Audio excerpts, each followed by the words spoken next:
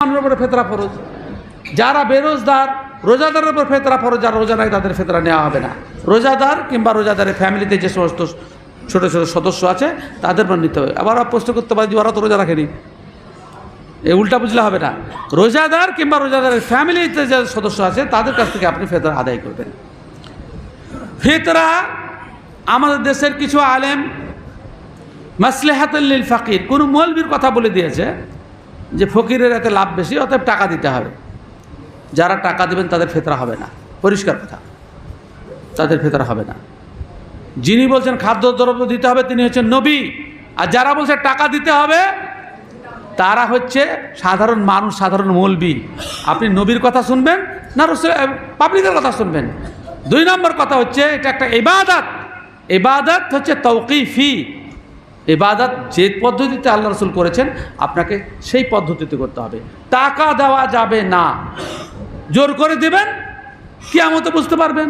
আমাদের কাছে তো রাষ্ট্র ক্ষমতা নাই, আমাদের কাজ হচ্ছে প্রচার করে দেওয়া। টাকা দেওয়া যাবে না, মৌলবীদের কথা শুনে টাকা দেওয়া যাবে না। শরীয়তে কোনো ব্যক্তি যদি মনে করে প্রয়োজন থাকা সত্ত্বেও আল্লাহ রসুল বলেননি, তাহলে আল্লাহ রসুল রেসালাতে খেয়ানত করেছেন। কিয়ামত পর্যন্ত যা ঘটবে আল্লাহ রসুল সব বলে দিয়েছেন।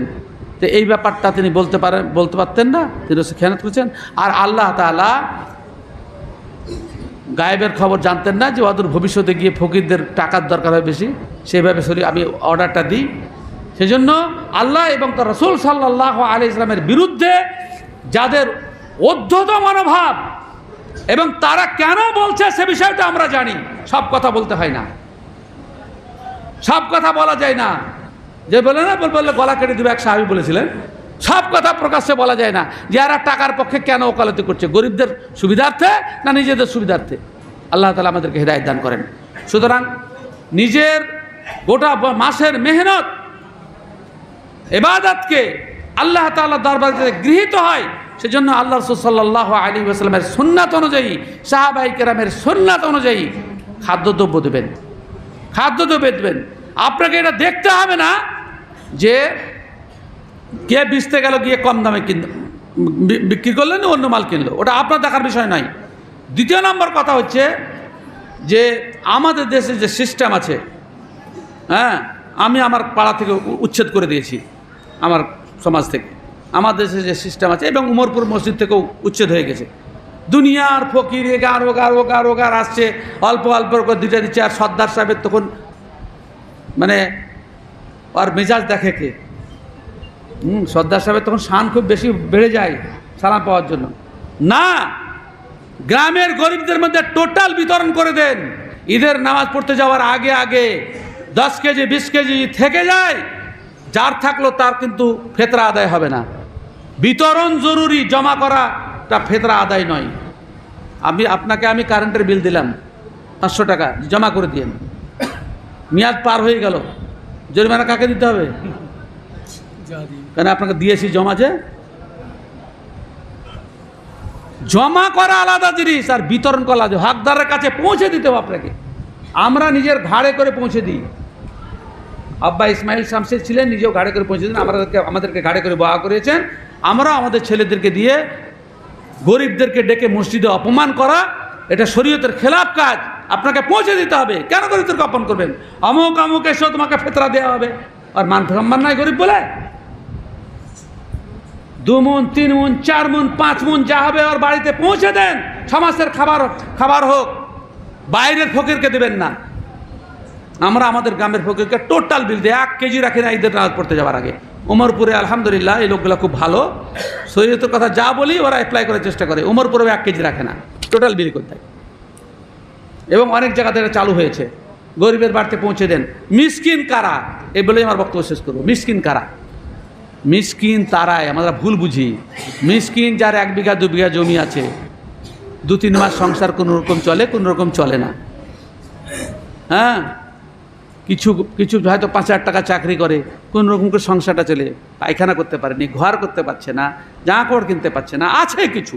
এরা হচ্ছে মিসকিন। আর ফকির যার কিছুই নাই, সেই হচ্ছে ফকির।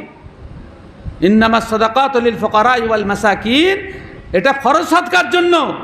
কিন্তু ফিতরা হচ্ছে শুধু মিসকিনদের জন্য, গ্রামের মিসকিনদের কাছে পৌঁছান।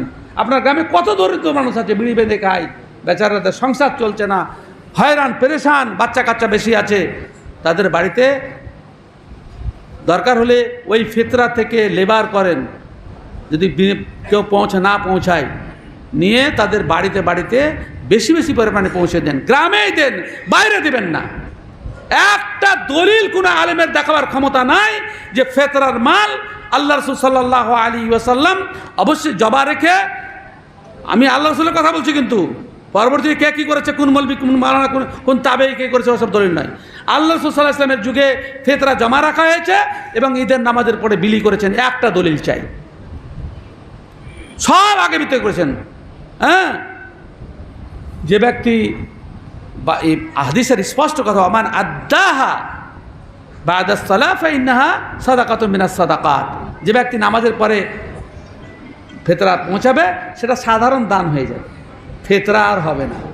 এই ক্ষতি করবেন না।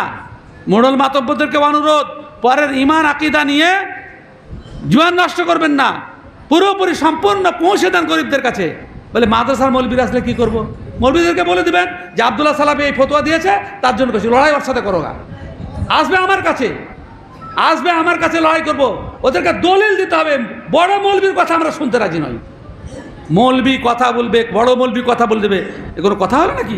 রসুলের কথা যদি দলিলের সামনে গ্রাহ্য না হয়, তার বড় মৌলবী এর মধুর ঘটনা, মধুর ঘটনা, আল্লাহ রসুলের কথা গ্রাহ্য হয়েছিল? মধু হারামের ঘটনা, ঘর গ্রহণ হয়নি। তারপরে খেজুর গাছে তাবিরুন নাখলের ব্যাপারে ফতোয়া দিলেন, গ্রহণ হয়নি। রসুলের যদি দলিল বহির্ভূত কথা গ্রহণযোগ্য না হয়, তাহলে এই মৌলবীরা যারা পরের বেতন ছাড়া সংসার চলে না, এদের কথা শুনি আমি আমার নিজের ঈমান আকীদা নষ্ট করবো নাকি? ওসব কথা নয়। লড়াই করেছি, লড়াই চলছে, মৃত্যু এবং সংগঠন যতদিন থাকবে ইনশাআল্লাহুল আজিজ এই সমস্ত অপকীর্তির বিরুদ্ধে আমাদের লড়াই চলবে। আর শেষ কথা, শাহ দিয়ে ফিতরা দিবেন, শাহ দিয়ে ফিতরা দিবেন, তাহলে যার যেমন ওজন অত কোনো অসুবিধা হবে না। আপনি যদি এক কথায় 2.5 কেজি বলেন, যেমন মৌলভী সাহেব ফকাক করে গলা ধরেছে, ধান জি কম হবে, তো কোন ফসল কম হবে, কোন চাল কম হবে? সত্যি কিছু চাল আছে কম, ওজন কমে যাবে, 1-1.5 কমে যাবে, তাহলে আমি 2.5 কেজি কী করে বলি? সেজন্য আমরা মুর্শিদাবাদ জেলা জমিয়তের পক্ষ থেকে শাহ তৈরি করে মদিনা থেকে আনোয়ারুল্লাহ ফাইজি সাহেব এনেছিলেন হজ করতে গিয়ে, সেই শাহ থেকে তৈরি করে আমরা এখন শাহ প্রায় মুর্শিদাবাদ জেলা এবং বাইরে অনেক জায়গায় পৌঁছে গেছে। সেই শাহ দিয়ে খাদ্যদ্রব্য মেপে ফিতরা আদায় করবেন। আল্লাহ তাআলা আমাদের সকলকে কোরআন এবং সহিহ সুন্নাহ মোতাবেক এবাদত